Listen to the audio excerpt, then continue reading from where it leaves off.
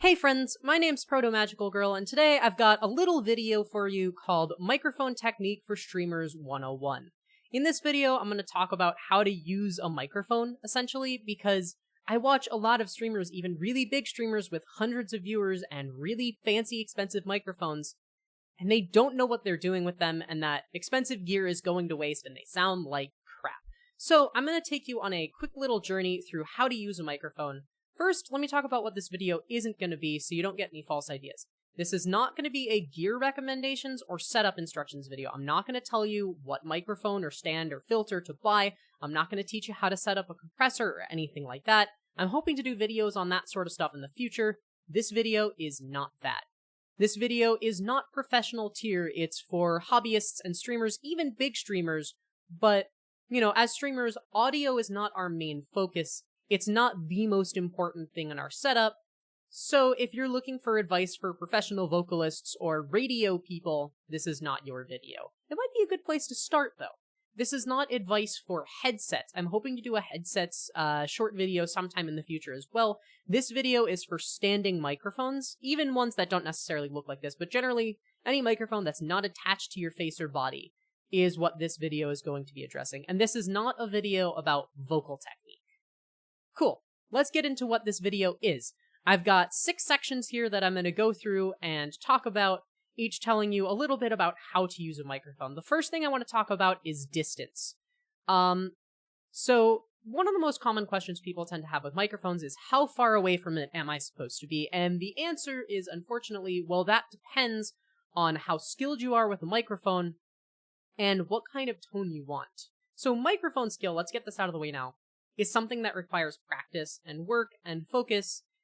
It requires going back and watching your streams, taking notes, thinking about what you did right or wrong, and it involves evolving over time. Cool, that's out of the way. Let's get into tone. In audio, we have a little thing called the proximity effect. The proximity effect is essentially a fancy word for the notion that as you get closer to a microphone, you get more low frequencies, and if you back away, you get less. So, deciding where you want to position your microphone might depend on the kind of tone you want. All that being said, ideally, with a microphone like this one, you want to be about 4 to 6 inches from it. But realistically, as a streamer, you're going to be moving around. Audio isn't your main focus. You're going to be looking at different computer windows and stuff like that. 8 to 10 inches is fine. What's really important is how consistent you are. All right, section 2, mic position. So microphones like this one have a very specific response pattern relative to the angle you're facing them at. The typical pattern that you'll see with microphones like this one, which is an MXL 2009, or an AT 2020, or even a Blue Yeti, is what's called a cardioid pattern. All you really need to know about a cardioid pattern is that the farther angle you get away from straight on, the less sound you're going to get. We have a little rule in audio for these cardioid pattern microphones called the 40% rule, where as I get 90 degrees away, you're hearing 40% less of me than when I'm over here. So keep that in mind. You want to be staying on the front of your microphone at all times. At all times, at most times when you can. I understand you have to look around at stuff. So the other thing with mic positioning is the vertical positioning and the angle. So one really difficult thing with microphone technique is breathing and eliminating, gritty, noisy breath from entering your microphone. One little trick that I learned from my studio recording professor is if you don't have something like this, or even if you do, this is a pop filter. It prevents, among other things, breathing noise, but it can only do so much. So if you don't have one of these, or if you want a little extra assistance, what you can do is bring your microphone down and angle it up towards your mouth such that you're essentially talking over your microphone. This is going to mean when you breathe, your breath noise is passing over the microphone instead of into it. I'm going to talk a little bit more about breathing later, but that's all I have to say on mic positioning. So microphone handling. This section is important. The first thing I have to say, do not touch your microphone stand. Do not touch your microphone mount. Do not touch anything touching your microphone stand. If you have a desktop clip mount, don't touch the desk, or at least try not to. If you have a big floor-based boom stand like I have, try not to kick the legs of the stand or hit the floor too hard, that noise is going to enter your microphone and make it to your viewers. This little thing on my microphone here, this is called a shock mount. You know, this fancy, like, spider-looking thing with the cables. It reduces the amount of, like, physical movement noise that can enter your microphone. It can only do so much, though, and the rest of that falls on you to have good technique. Okay, the next thing I want to talk about, this is really important. Phantom power. So, for most common cardioid condenser microphones, I'm not going to get into what that means, but a microphone like this, or your AT2020, I'm not sure if the Blue Yeti is or not offhand, consult your microphone's manual.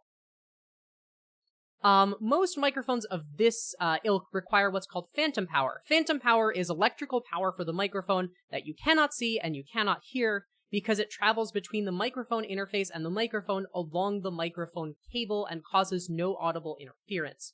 What you really need to know about phantom power is do not plug in or unplug your microphone when phantom power is turned on.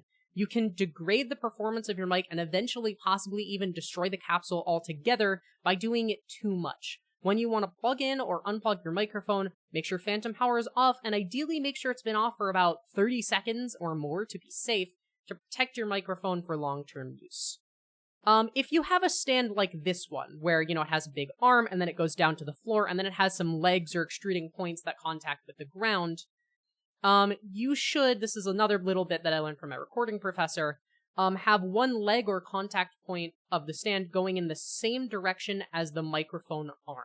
This is going to prevent the microphone from dragging your stand down onto the floor. This little bit of advice could save you a lot of heartache and a lot of wallet ache when your microphone stand inevitably falls over if you weren't listening to me. Finally, cable wrapping. I'm not going to give you advice on how to wrap a cable. There's a million videos on YouTube on that.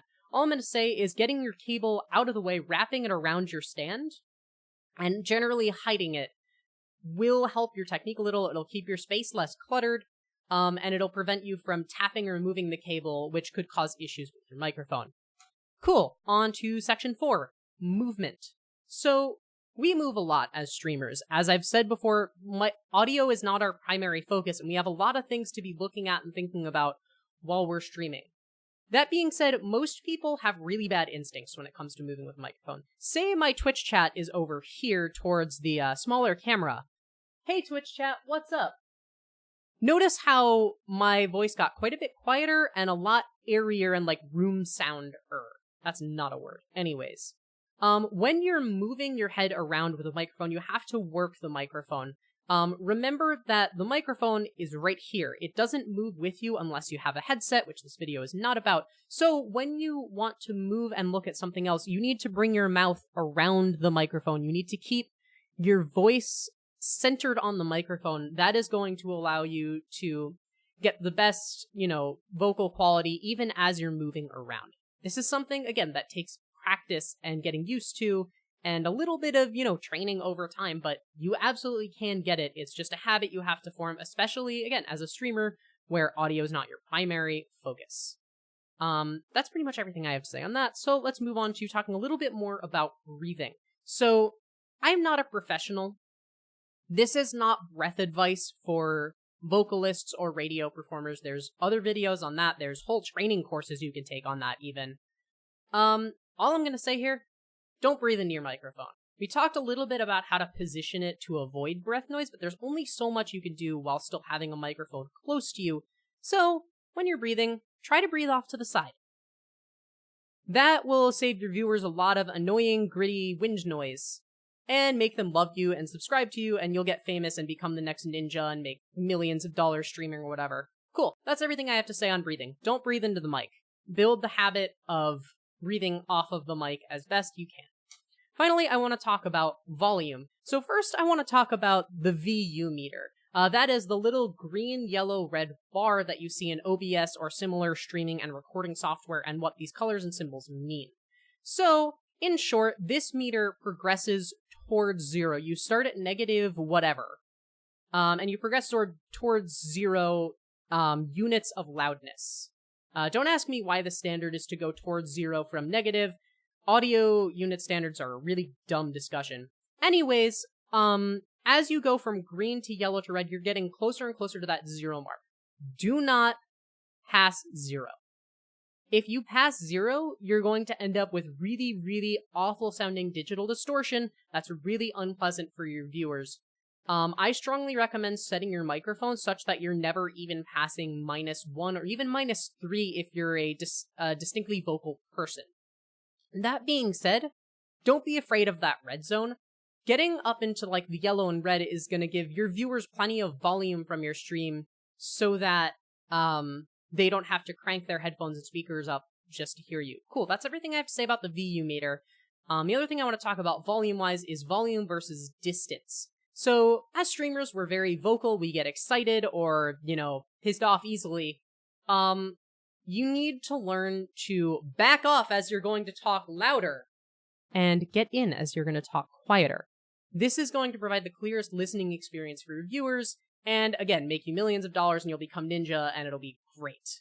So if you're a particularly vocal person, you go up and down a lot, I would recommend going back to mic positioning that you stay generally farther away because of the way microphone volume scaling works. You'll get more consistent results at distance, but again, don't go too far away or it's not going to sound good. In another video, I'll discuss how to use a compressor to fix your excitability problems. With that, that's all I have in this video. I hope you enjoyed this. Once again, microphone technique is something that requires practice and learning. Take the time to go back and watch your recordings or Twitch videos and learn from your mistakes. If you have questions or want feedback, feel free to hit me up on Twitter or Twitch or whatever. Okay, that's all. Thanks for watching.